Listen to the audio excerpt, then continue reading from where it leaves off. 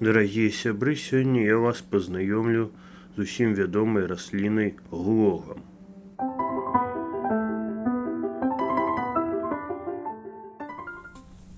Глог, як лічыцца, быў завезены ў Еўропу з Сібіры і з Урала.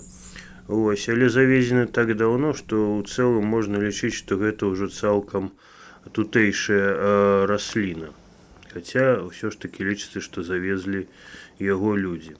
Лог можа быць як дрэвам, так і хмызняком. Розныя жыццёвыя формы прымае і жыве да 400 гадоў, то бок досыць такі доўгажыхар.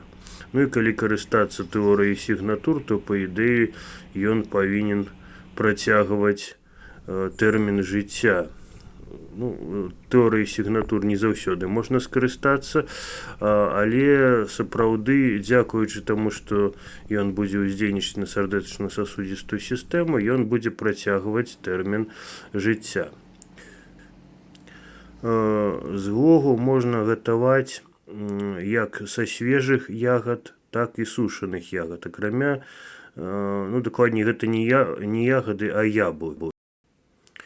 Іх можна ўжываць у ежу непасрэдна, можна гатаваць з іх варэнне альбо канфіцюр, а таксама можна з іх гатаваць гарбату, асабліва з драбнёных сушаных яблыкаў, альбо кампот, альбо кісель, то бок дадаваць у кампот ці кісель.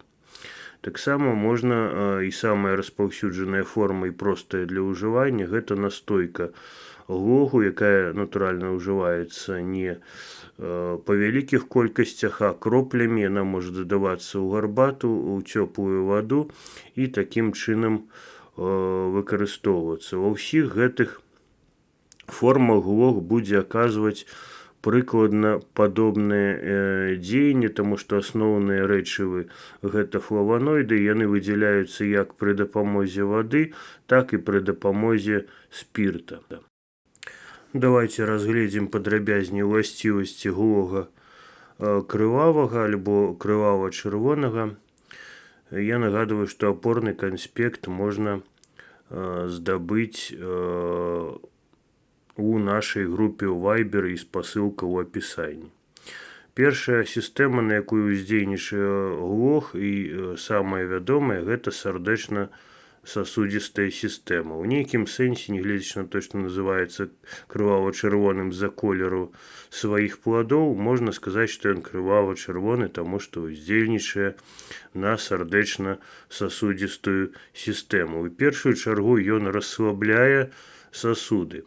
Але расслабляе сасуды ён вельмі абіральна. Ён расслабляе каранарныя сасуды і піяльныя сасуды. Гэта дзве групы сасудаў, якія ажыццяўляюць крывазварот у найбольш важных органах чалавечага арганізма. Гэта сэрца і гэта галаўны мозг. Каранарныя сасуды яны харчуюць сардэчную мышцу, і піяльныя сасуды яны харчуюць галаўны мозг. Адпаведна, калі гэтыя сасуды напружаныя, альбо калі яны спазмяць, маюць нейкія праблемы, то мы можам займець альбо ішэмічную хваробу сэрца, альбо зніжэнне працаздольнасці і ішэмію мозга, частковую ці поўную, тады гэта будзе фактычна ішэмічны інсульт. Глог расслабляе гэтыя сасуды, адпаведна, ён паляпшае крывазварот у гэтых органах і такім чынам павышае нашу працаздольнасць, бо крывазварот у сардэчнай мышцы ўплывае на працаздольнасць усяго арганізма, а ў піяльных сасудах на нашу разумовую працаздольнасць. Прычым тут можна ўжываць глог у любой з тых формаў, якія мы пералічылі раней, як у выглядзе воднага экстракта, так і ў выглядзе тынктуры. Але тынктуру, канешне, трэба ўжываць з разліку 40-50 кропляў у цёплай вадзе.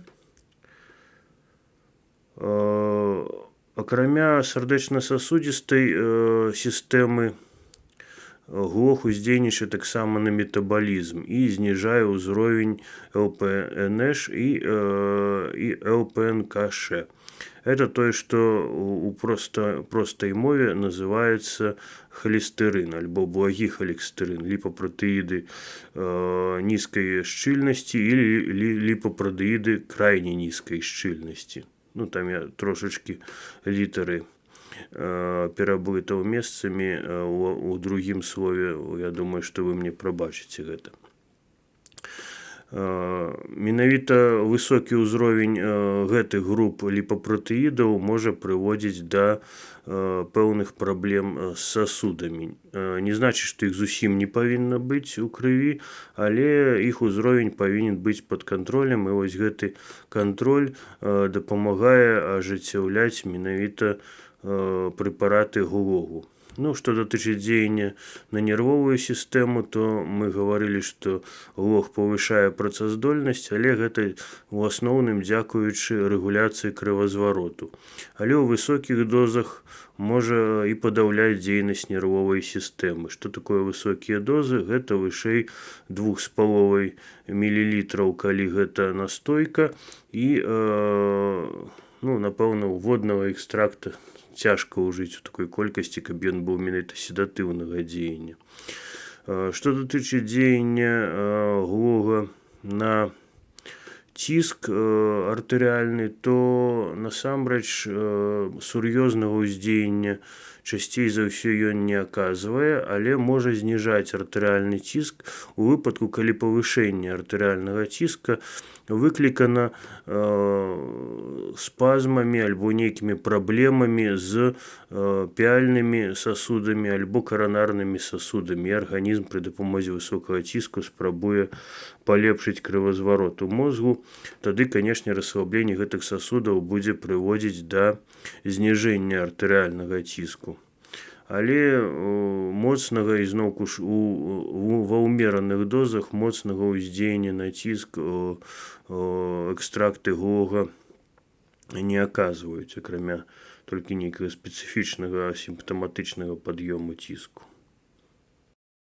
Калі гаворка ідзе пра водны экстракт, яго можна рабіць колькі заўгодна канцэнтраваным, то бок гэта можа быць кісель, калі з дадаваннем мукі альбо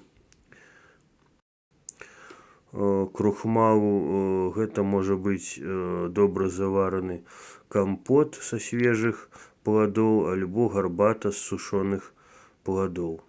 Калі вам спадабалася нашае відэо, ставце, калі ласка, лайк і падпісвайцеся на канал, а таксама далучайцеся да нашай групы ў Вайберы. Я нагадваю, спасылка у апісанні, і націскайце на званочак, каб не прапусціць новых відэо. З вами быў Алесь Спіцын.